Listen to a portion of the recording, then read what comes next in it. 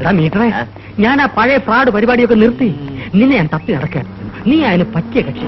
നിനക്ക് ഞാനൊരു സ്ഥിര വരുമാന മാർഗം ഉണ്ടാക്കി തരാം. നീ എന്റെ കൂടെ വരൂ. ഞാനും നീയും കൂടി ഒരു ജുവലറിയുടെ അടുത്ത് ഒരു ചായക്കട നടത്തും.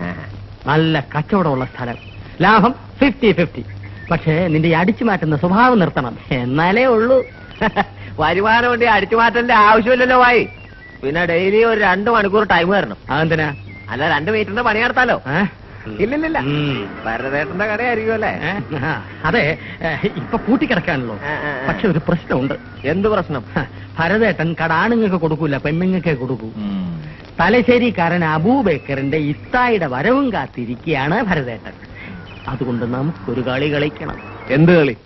നീ തലശ്ശേരിയിൽ നിന്ന് വരുന്ന ആമീന താത്തയാവുന്നു.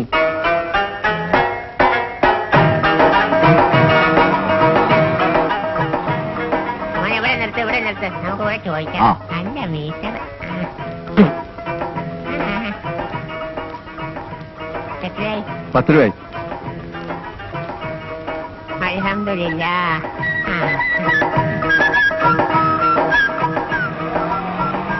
അപ്പോളേ കിളവി ആരെന്തതിന്റെ കളവി? എന്നാ ശരി കന്യകേ, ഈ ഭരതന്റെ വീട് എവിടെയാ? ചോദിച്ചിട്ട് ഒരു മനുഷ്യനെ അറിയാൻ പാടില്ല. ഭരതൻ എന്ന് പറഞ്ഞ ആർക്കും മനസ്സിലാവില്ല. വിത്തൗട്ട് ഭരതൻ എന്ന് പറയുന്നു. വിത്തൗട്ടാ? എവിടെയാ? ദേ ആ കാണുന്ന വീടാ. അതാണ്. അപ്പൊ വലിയ ഉപകാരം മക്കളെ. അയ്യേ, ഈ സാധനത്തിന് എവിടുന്ന് കെട്ടിയെടുത്തതാ? തലശ്ശേരിന്ന്. അപ്പൊ വരട്ടെ കന്യക.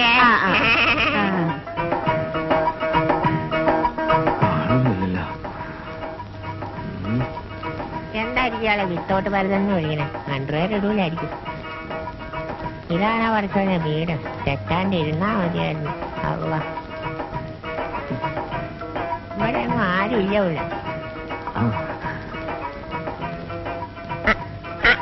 ആരാ ഈ കിടക്കണത്? കൊട്ടക്കെട്ടില് തവള കുഞ്ഞ് കിടക്കണ പോലെയുണ്ട്. ആരാ? മനസ്സിലായില്ലല്ലോ. നിനക്കെന്നെ മനസ്സിലായില്ല അല്ലേ? നീ എന്റെ മുഖത്തോട്ട് സൂക്ഷിച്ചു നോക്കിയിട്ട് പറയാ, നിനക്കെന്നെ മനസ്സിലായില്ലെന്ന്. ഇല്ല, മനസ്സിലായില്ല. എല്ലാം ഇന്നലെ കഴിഞ്ഞ പോലെയാ എന്റെ മനസ്സിൽ കിടക്കണ. നിനക്കോർമ്മയുണ്ടോന്ന് എനിക്കറിയില്ല. നീ 3ാം ക്ലാസ്സിൽ പഠിക്കുമ്പോ സ്കൂൾ ആനിവേഴ്സറിക്ക് പാടാൻ ഒരു പാട്ട് പഠിപ്പിച്ചാട്ടേത്താന്നും പറഞ്ഞ് നീ ഓടി വന്നപ്പോ ഈ മടിയിലിരുത്തിയ നിനക്ക് ഞാനൊരു പാട്ട് പഠിപ്പിച്ചു തന്നത്. കദളിവായ കയ്യിലിരുന്ന് കർത്തകാക്കയിന്നു വിരുന്നു വിളിച്ചു, വിരുന്നുകാരാ വന്നാട്ട്.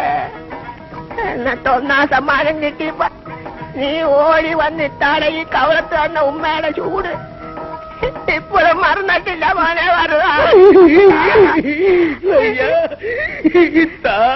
നീ കരയണ്ട. നിന്നെ കരയിപ്പിക്കാനും പറ്റിപ്പിക്കാനും വേണ്ടി പറഞ്ഞല്ല.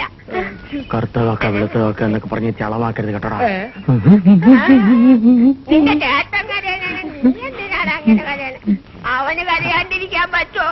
അവന്റെ ഇല വിരിഞ്ഞു പോയ കൂട്ടുകാരൻ അബൂബക്കറിന്റെ ഏക ഇത്തായില്ലടാ ഞാൻ.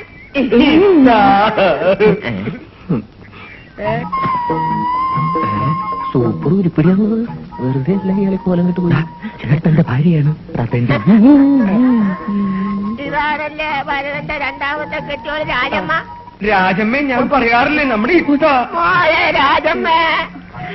അല്ലാ, മരിക്കുന്നതിന് മുമ്പ് നിന്റെ മുഖം ഒന്ന് കാണാനുള്ള നല്ല രസീവെള്ളമുള്ള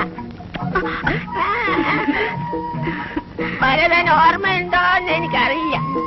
നീ നിന്റെ ആദ്യത്തെ കെട്ടിയോളും തമ്മിൽ തല്ലി കൊടുപ്പോ പേടിച്ചിട്ട് അവൾ എന്റെ കൂടെ വന്ന അന്തി ഉറങ്ങണം.